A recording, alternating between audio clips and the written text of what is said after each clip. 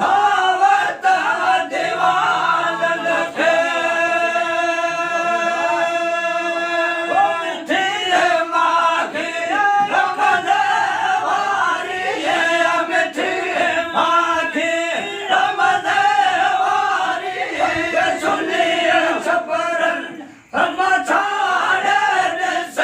मोहम्मद जी अलावा फल जो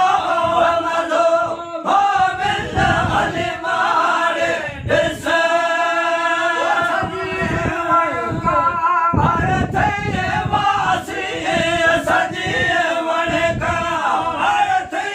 वासी होइया होइया होइया खुशबू दुआरे ॾिस